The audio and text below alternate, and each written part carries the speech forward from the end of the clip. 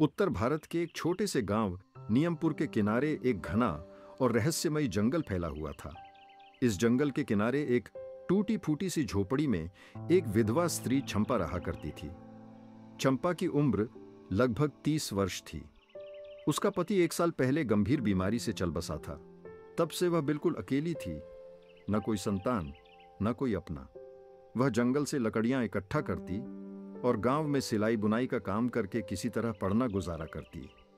चंपा बेहद सुंदर थी, पर उसकी आंखों में हमेशा एक गहरी उदासी रहती थी। गांव के लोग उसकी सुंदरता पर तो चर्चा करते थे, पर उसके अकेलेपन का मजाक भी उड़ाते थे।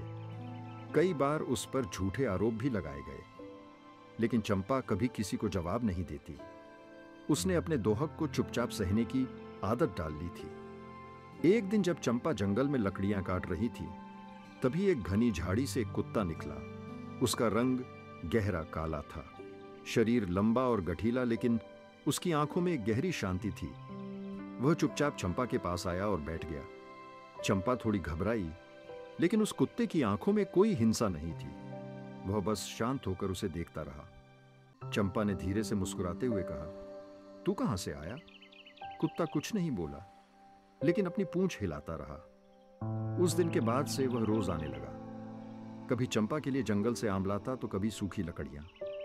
धीरे धीरे चंपा को उसकी आदत हो गई। उसने उसका नाम रख दिया श्यामू।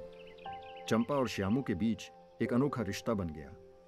वह अब हर जगह चंपा के साथ जाता। जब चंपा अकेली होती तो श्यामू उसकी गोद में सिर रखकर बैठ जाता। जब वह उदास होती तो वह कोई पत्ता या फूल लाकर उसके सामने रख देता, जैसे वह जानता हो कि चंपा को किस वक्त क्या चाहिए। एक रात बहुत तेज बारिश हो रही थी। झोपड़ी की छत से पानी टपक रहा था। बाहर ठंडी हवा चल रही थी।